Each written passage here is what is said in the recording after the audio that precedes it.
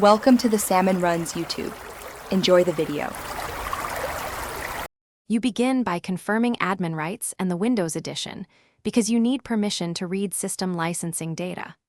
Once done, open PowerShell as administrator or download a small, reputable key retrieval tool. Make sure to suspend antivirus only if it interferes with the tool, otherwise leave protection on.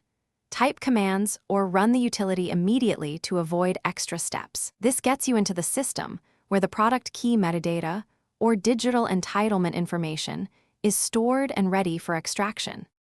You now extract the key using a precise method. In PowerShell, run a validated script that reads the digital product ID or query BIOS for embedded keys, or launch the trusted utility and choose Export.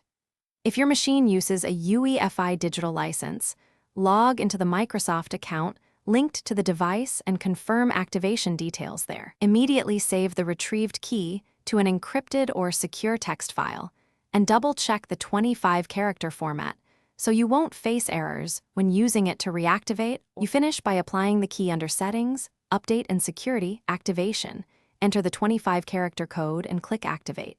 If activation fails, run slmgr. vbs/ipc then slmgr.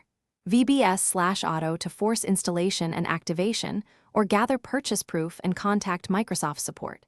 Make sure to re-enable antivirus and store the key in a password manager for future use.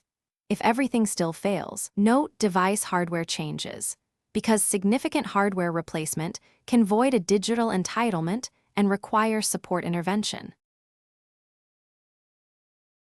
Thanks for watching. Consider subscribing if we helped you.